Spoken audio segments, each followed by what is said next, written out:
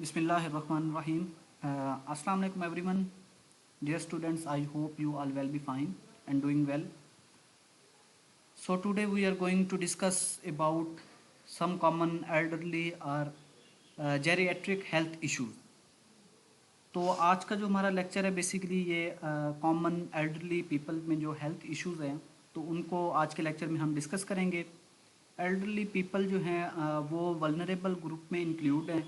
Last जो हमारा lecture था उनमें हमने उस लेक्चर में हमने स्कूल गोइंग चिल्ड्रन जो वल्नरेबल ग्रुप में इंक्लूड थे उनको हमने डिस्कस किया था। उनमें जो डिजीज़ डेवलप होती हैं उनको हमने डिस्कस किया था। तो आज का जो हमारा लेक्चर है इसमें जो वल्नरेबल ग्रुप में एल्डरली पीपल जो इंक्लूड हैं जिनमें हेल्थ इश्यूज जो हैं वो देखी जाती हैं, डिफरेंट डिजीज़ जो हैं वो डेवलप होती हैं, तो इनको हम डिस्कस करेंगे। तो फर्स्ट जो डिजीज़ है arthritis. Arthritis is the breakdown of tissue inside the joints. Arthritis जो है बेसिकली इसमें टिश्यूज़ के अंदर जो इसमें जॉइंट्स के अंदर जो टिश्यू है बेसिकली इसकी ब्रेकडाउन होती है। It can restrict movement in joints. तो इससे जो है जॉइंट्स की जो मूवमेंट है वो रिस्ट्रिक्ट हो जाती है, जॉइंट जो है वो मूवेबल नहीं रहते। And cause pain and inflammation, जिसमें जो है फर्दर पेन होता है और पेशेंट जो है उसे इन्फ्लेमेशन होती है। और आर्थराइटिस जो है मोस्ट कॉमनली जो है वो एल्डर पीपल जो हैं उनमें ये मोस्ट कॉमन डिजीज़ है। There are two main types of arthritis. Further arthritis को फर्दर आर्थराइटिस की जो है फर्दर दो टाइप्स हैं, osteoarthritis and rheumatoid arthritis.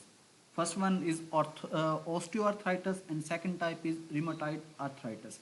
Among older people, osteoarthritis is more common. तो फर्स्ट टाइप और osteoarthritis जो है वो ओल्डर पीपल में ज़्यादा कॉमन है as compare to second type rheumatoid arthritis. This is caused by wear and tear. The older we are, the more we have used our joints.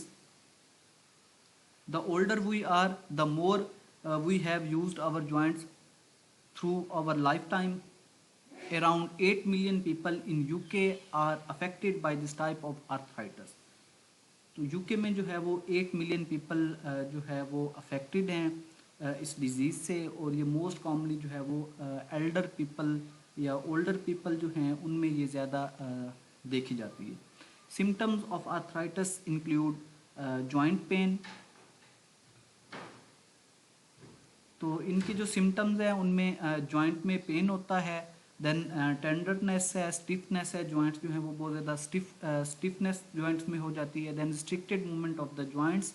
और joints की जो मूवमेंट है वो रिस्ट्रिक्टेड हो जाती है और जो पेशेंट है वो चल नहीं सकता और जब चलता है तो उनके जॉइंट्स में बहुत ज़्यादा पेन होता है। Then inflammation in and around the joints, और जॉइंट्स के इर्द गिर्द और जॉइंट्स के अंदर जो है वो बहुत ज़्यादा इन्फ्लेमेशन जो है वो डेवलप होती है। Then second one is hypertension. Hypertension or high blood pressure is incredibly common in elder people. Hypertension और high blood pressure जो है ये elder people या older people में most common disorder है। Symptom of hypertension are rare. तो hypertension के जो symptoms हैं वो काफ़ी वो rare हैं। In fact, the only time someone well notice symptom of hypertension will be when their blood pressure reaches dangerously high level.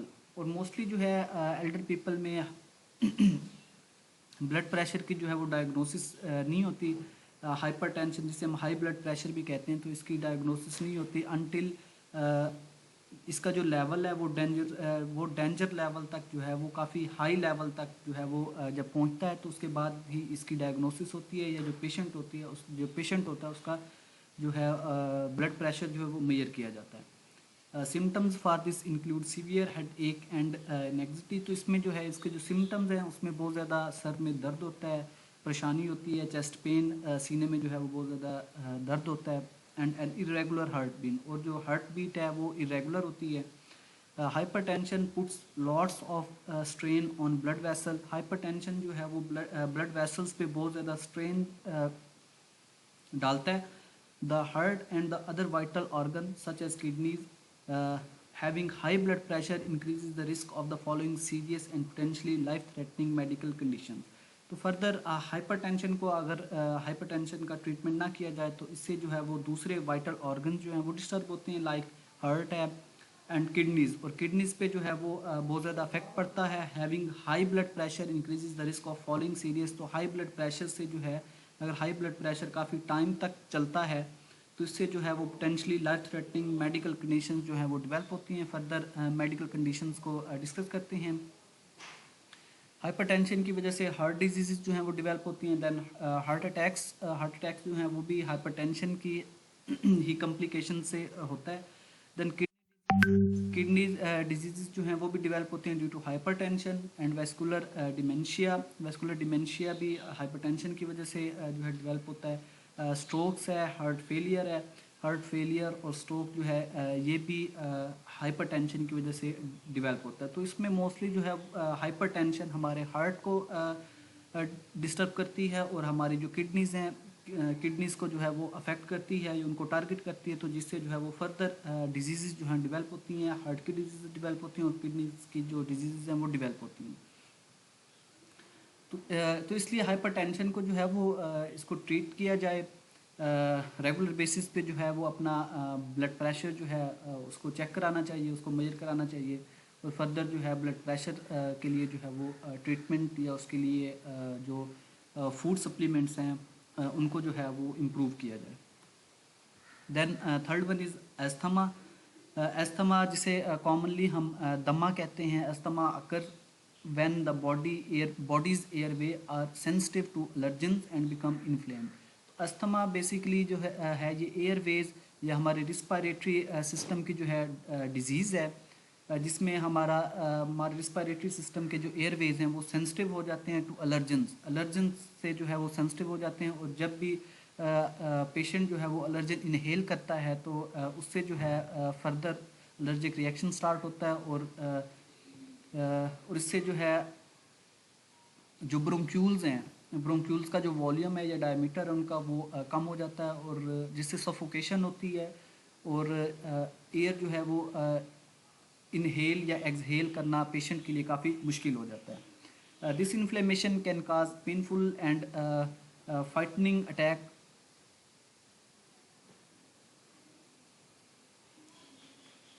Frightening attack. तो इससे जो है फर्दर पेनफुल या frightening attack which cause further जो है वो attack होता है which causes the airways muscle to tighten and narrow. जिससे जो है एयरवेज के जो मसल्स हैं वो काफ़ी टाइट हो जाते हैं और नैरो हो जाते हैं, मेकिंग इट हार्ड। उसको जो है वो हार्ड कर देते हैं टू ब्रीथ। तो सांस लेना जो है वो काफ़ी मुश्किल हो जाता है। अस्थमा पेशेंट जो है वो बड़े मुश्किल से जो है वो सांस ले रहा होता है। इनहेलेशन या एक्सहेलेशन उसमें जो है ये दोनों प्रोसेस काफ़ी डिफ़िकल्टी फील होती है जब इनहेल करता है वो एयर को या एक्सहेल करता है। Symptoms of asthma include coughing.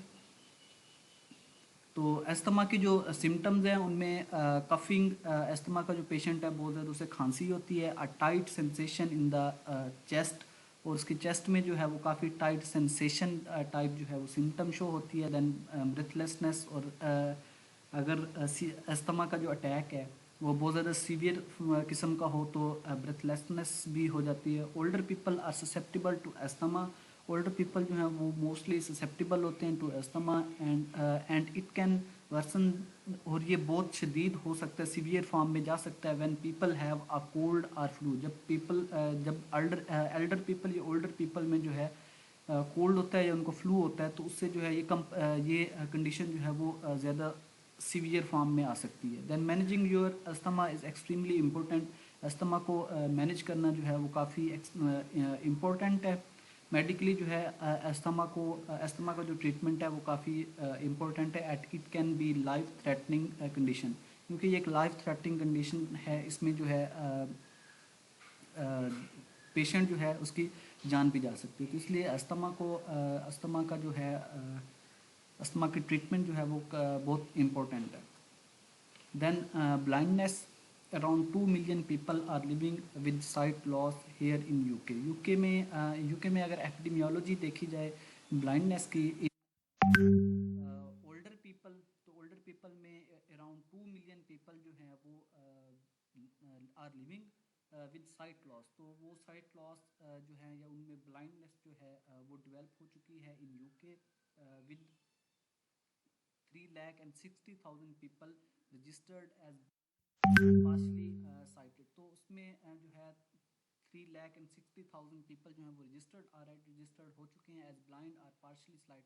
इसमें जो है वो रजिस्टर्ड हुए हैं या तो बिल्कुल ही ब्लाइंड हैं या पार्शली जो है वो उनको जो है साइटेड उनको कहा जा सकता है। The leading cause of blindness is as related macular degeneration. तो लीडिंग काज ब्लाइंडनेस की इन ओल्डर पीपल में जो है वो एज रिलेटेड मैक्यूलर डीजनरेशन है which affect more then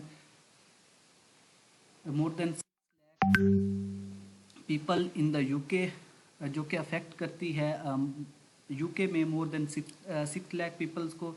then age related macular degeneration is caused by a buildup of deposits on the macula. इससे जो है बेसिकली मैक्यूला जो हमारी आई की स्ट्रक्चर है तो उसमें जो है डिपॉजिट जो हैं वो बिल्डअप होते हैं। A small area at the centre of the retina. Macula जो है बेसिकली रेटिना के सेंटर में एक स्मॉल एरिया है and can also be caused by abnormal blood vessel developing under it. इसी तरह से इसकी जो सेकंड इसकी जो काज हो सकती है वो एबनॉर्मल ब्लड वेसल्स है जो कि डेवलप होती है अंडर म्यूकोला। तो उसकी वजह से भी जो है म्यूकुलर डीजनरेशन, एज रिलेटेड म्यूकुलर डीजनरेशन होती है और फर्दर जो है वो लीड करती है to blindness.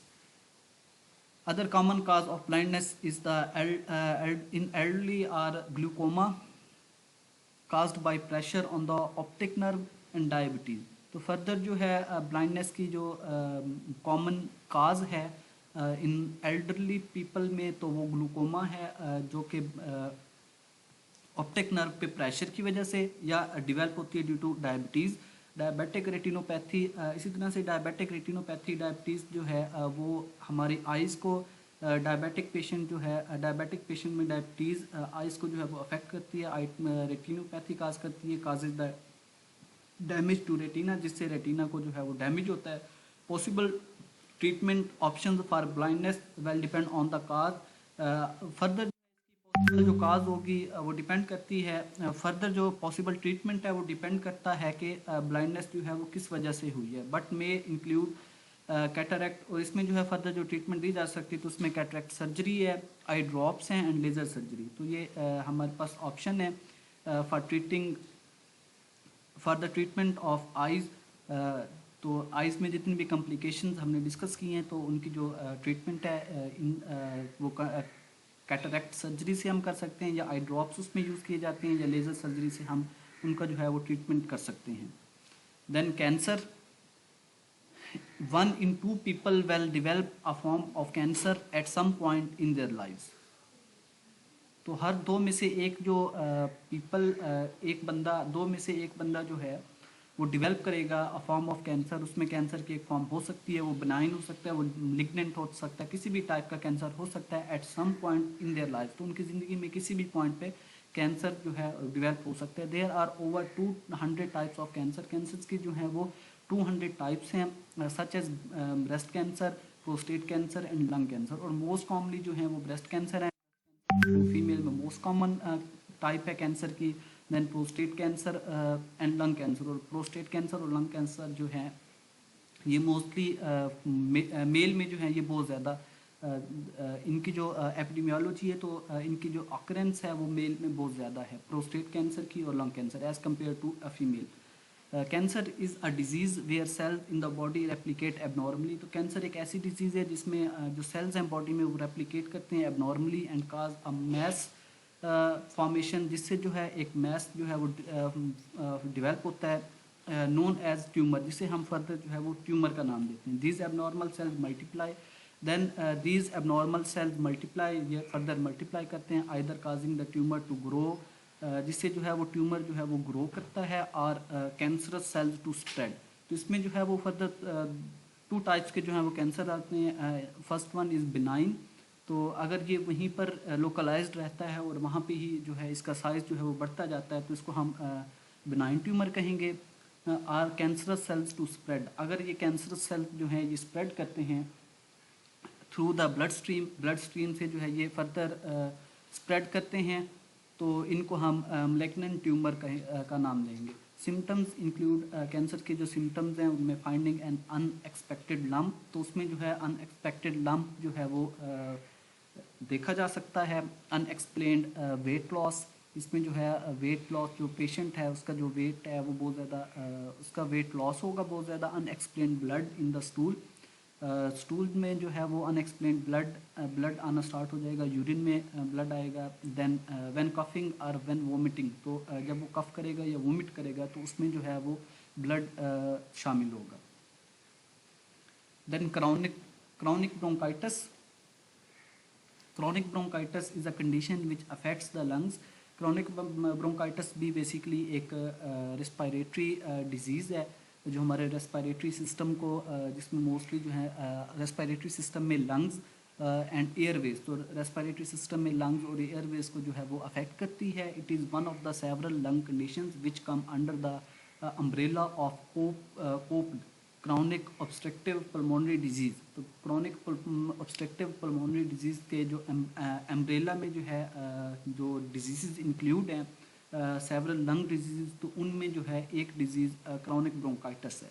Most cases of bronchitis develop due to an infection, तो मोस्टली जो ब्रोंकाइटिस के केसेस हैं वो डेवलप होते हैं ड्यू टू एन इन्फेक्शन की वजह से। इरिटेटिंग एंड इन्फ्लेमिंग द ब्रोंकाई, जिससे जो है वो इन्फ्लेमेशन होती है या इरिटेशन होती है ब्रोंकाई की। Causing and over production of mucus, जिससे जो है म्यूकस बहुत ज़्यादा प्रोड्यूस होता है, ओवर प्रोडक्शन होती है म्यूकस की। The body tries to shift this excess mucus via coughing, तो बॉडी जो है वो ट्राई करती है इस म्यूकस को जो है वो शिफ्ट करने की, एक्सेस म्यूकस को जो है वो शिफ्ट करने की कफिंग के ज़रिए। Chronic bronchitis is when this coughing continues daily for several months, तो क्रॉनिक ब्रोंकाइटिस जो है वो डेवलप होती है जब ये कफिंग जो है ये कंटिन्यू रहे फॉर सेवरल मंथ, कई सेवरल मंथ्स के लिए जो है अगर ये कफिंग कंटिन्यू रहती है तो उससे जो है वो क्रॉनिक ब्रोंकाइटिस जो है वो डेवलप होगा। और क्रॉनिक ब्रोंकाइटिस बेसिकली जो है जो म्यूकस प्रोड्यूस होगा उसको बाहर रिमूव करने के लिए जो है कफिंग पेशेंट जो होगा वो कफिंग करेगा। Look out for the symptoms of the chronic bronchitis which include, chronic bronchitis के जो सिम्टम्स हैं उसमें सोर थ्रोट, हेड एक, runny or blocked nose, fatigue and itches and pains in your chest, तो ये सिम्टम्स हैं chronic bronchitis की। Then coronary heart disease is one of the leading cause of death in UK, तो UK में या world wide अगर देखा जाए तो क्रॉनिक हार्ट डिजीज़ जो है वो लीडिंग काज है डेथ की। According to NHS, coronary heart disease is what happened when fatty substances build up in the arteries blocking the blood supply to the heart, तो इसमें जो है क्रॉनिक हार्ट डिजीज़ उस वक्त डेवलप होती है जब फैटी सब्सटेंसेस जो हैं वो हमारी आर्टरीज़ में एक्यूमुलेट होती हैं। देन blocking the blood supply to heart, then जो ब्लड सप्लाई है हार्ट की तरफ वो जो है वो ब्लॉक हो जाती है। CHD chronic heart disease can be caused by certain lifestyle choices and other medical conditions। Chronic heart disease जो है वो डिफरेंट कंडीशंस की वजह से, मेडिकल कंडीशंस की वजह से भी डेवलप हो सकती है या हमारे लाइफस्टाइल की वजह से भी जो है ये डेवलप हो सकती है। और ये मोस्ट कॉमनली है कॉमन डिजीज़ है इन एल्डर पीपल, तो एल्डर पीपल में मोस्ट कॉमनली डिजीज़ जो है वो क्रॉनिक हार्ट डिजीज़ है जिसमें स्मोकिंग है। इसकी जो मेडिकल कंडीशंस हैं उनमें स्मोकिंग की वजह से क्रॉनिक हार्ट डिजीज़ जो है वो डेवलप हो सकती है। हाई कोलेस्ट्रॉल लेवल, अगर एक पेशेंट जो है वो ओबीज़ काफ़ी जो है ओबीज़ है तो उसमें जो है कोलेस्ट्रॉल लेवल हाई है, तो कोलेस्ट्रॉल जो है वो एक्यूमुलेट होना स्टार्ट करेगा इनटू आर्टरीज़ में जो है वो उसकी एक्यूमुलेशन हो जाएगी। देन जिससे जो है वो क्रॉनिक हार्ट डिजीज़ जो है क्रॉनरी हार्ट डिजीज़ जो है वो डेवलप होगी। हाई ब्लड प्रेशर भी लीड करता है to chronic heart disease. Then diabetes भी जो है अगर डायबिटीज़ का ड्यूरेशन है, अगर वो बहुत ज़्यादा देर तक चलता है या कंट्रोल में डायबिटीज़ नहीं रहती, तो उससे भी जो है वो फर्दर क्रॉनिक हार्ट डिजीज़ जो है वो डेवलप होती है। देन ओबेसिटी की वजह से भी क्रॉनिक हार्ट डिजीज़ जो है वो डेवलप होती है। Then dementia is a progressive disorder that affects memory and overall brain function. Dementia basically एक progressive disorder है जो कि affect करता है patient की memory को and overall brain function, और overall जो brain function है उसको ये जो है affect करता है. It is more common in older people, और older people में ये बहुत ज़्यादा common है, affecting around 1 in 14 people over 65 से ऊपर की एज के जो पेशेंट हैं उनको अगर हम देखें तो उनमें एवरी 14 पीपल अगर हम लें तो उनमें जो है एक जो पेशेंट होगा तो उसमें जो है वो डायमेंशिया होगा.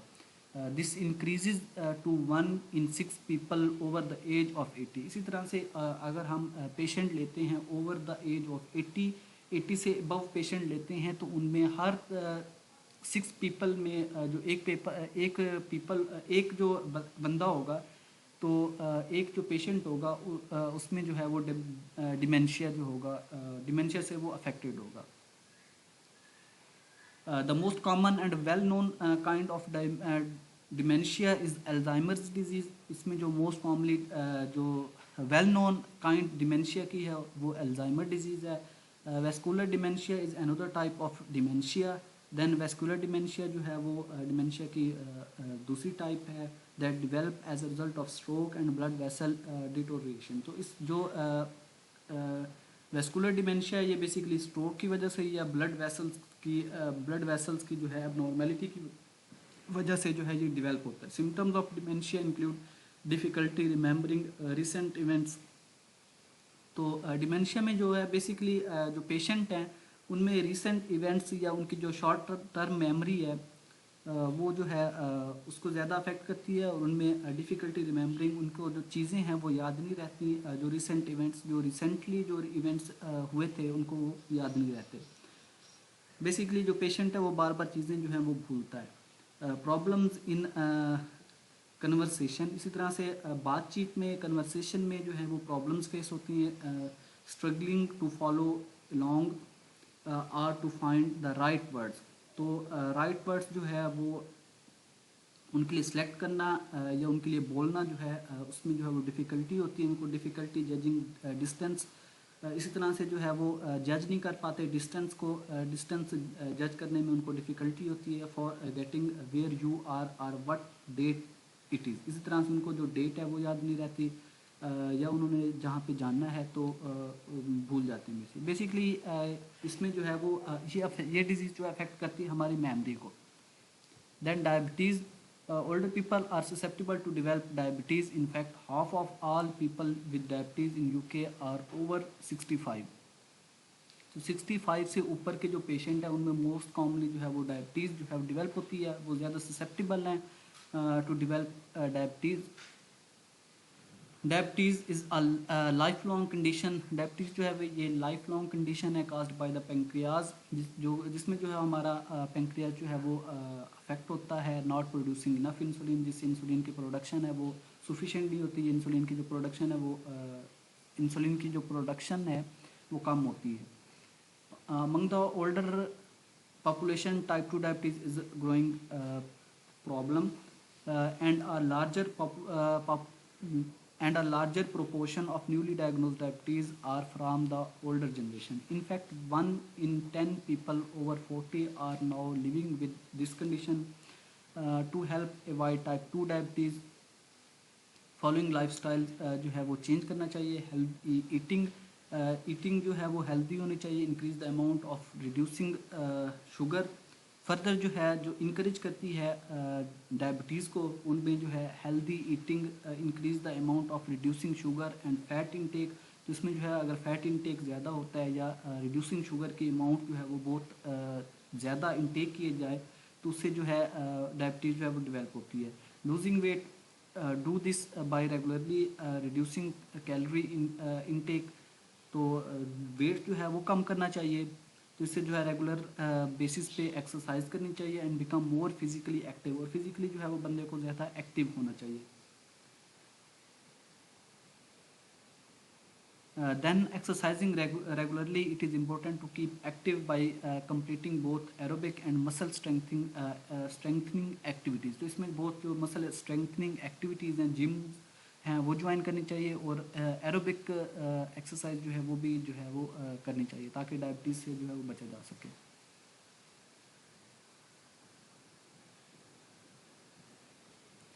देन एपिलिप्सी जिसे हम अपनी ज़ुबान में मिर्गी कहते हैं, is a neurological condition that results in seizure, जिसमें जो है वो सीजर्स कहते हैं, जिसमें जो है वो दौरे वगैरह, जिसमें जो है वो चक्कर आते हैं, या इसमें जो है वो एक इस तरह का अटैक होता है जिसमें जो है वो पेशेंट कंट्रोल में नहीं रहता। Orderly epilepsy is a common in those at opposite ends of the age spectrum. तो opposite end of age spectrum पे जो है ये डिजीज़ बहुत कॉमन है। एल्डर पीपल में, ओल्डर पीपल में ज़्यादा है, इसी तरह से बच्चों में ज़्यादा। It is most common in young children and people age over 65. In fact, 1 in 4 people with epilepsy are over 65. Every day 87 people are diagnosed with this condition. Epilepsy can be caused by head injuries. Epilepsy जो है वो head injuries की वजह से भी हो सकती है, स्ट्रोक की वजह से भी हो सकती है, ट्यूमर की वजह से भी हो सकती है, and certain infection. There are several medications which can help control epilepsy. This help 8 out of 10 people with epilepsy to control their seizures. If you have epilepsy, you should follow these steps to manage your condition.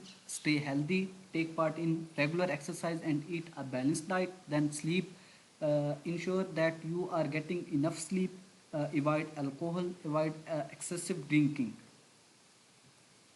Chronic kidney disease is a quite common among older people here in UK, and there are several other medical conditions which affect the kidney and can lead to the chronic kidney disease. These conditions include the kidney infection, high blood pressure, diabetes and kidney inflammation. Unfortunately, symptoms for early stage of condition are quite rare. तो early stage के जो symptoms हैं वो काफ़ी rare हैं, इसलिए ये diagnose नहीं हो सकती। They may only be picked up during a blood और urine test for other medical condition. तो जब दूसरी मेडिकल कंडीशन को डायग्नोज कर रहे होते हैं तो उनमें जो है क्रॉनिक किडनी डिजीज़ जो है वो डायग्नोज होती है। As the condition get worse, you may suffer from shortness of breath, feeling sick, blood in your urine, then swollen ankles, feet and or hands, then tiredness. Mental health, according to World Health Organization, over 15% of adults over the age of 60 suffer from a mental disorder. A common mental disorder among the seniors is depression, occurring in the 7% of the elderly people. Unfortunately, this medical condition disorder is often underdiagnosed and undertreated. तो mental health जो है ये older people में ये बहुत common जो है ये कंडीशन है या हेल्थ प्रॉब्लम है, और इसको जो मैनेज करना है ये मोस्टली जो है अंडर डायग्नोज रहती है और अंडर ट्रीटेड जो है ये कंडीशन है। Then promoting a lifestyle of healthy living such as betterment of living condition and social support from family. Social support from family, friends and support groups can help to treat this condition. Then HIV, AIDS and other sexually transmitted diseases mostly जो है ये affect करती हैं, attack करती हैं older people को। Older people की immunity भी जो है वो कंप्रोमाइज होती है। इम्यूनो कंप्रोमाइज जो है वो पीपल, उनको ऐसी डिजीज़ जो हैं वो ज़्यादा अफेक्ट करती हैं। In 2013 Centers for Disease Control and Prevention found that 21% of AIDS cases occur in seniors over the age of 50, then 37% of deaths that same year were the people over the age of 55. while तो इसमें जो है वो different conditions हैं जिसकी वजह से जो है ये डिजीज़ जो हैं वो डेवलप होती हैं, और इनकी जो डायग्नोसिस है वो लेट डायग्नोसिस होती है, क्योंकि HIV की जो डायग्नोसिस है या HIV की जो सिम्टम्स हैं वो मैच कर रही होती हैं with normal ageing process, making it too more difficult to treat and prevent the damage of the immune system. और इम्यून सिस्टम भी जो है वो कम्बैट नहीं कर सकता। इम्यून सिस्टम ऑलरेडी हमारा ओल्डर पीपल का जो है वो काफ़ी इम्यूनो कंप्रोमाइज्ड होते हैं, उनकी इम्यूनिटी जो है वो काफ़ी वीक होती है। इसी वजह से अगर एड्स उनमें डेवलप होता है, एड्स उनको अटैक भी जल्दी से करता है और उनको जो है वो फर्दर उनकी जो ट्रीटमेंट है या एड्स के अगेंस्ट उनकी इम्यूनिटी ने जो रोल प्ले करना है, तो वो इम्यूनिटी उस तरह से रोल प्ले नहीं कर सकती। तो ये आज का लेक्चर था। आई होप आप लोगों को आज का लेक्चर समझ आ जाएगा। अगर फर्दर आप लोगों की कोई क्वेरी है तो ग्रुप में पूछ सकते हैं। अल्लाह हाफ़िज़।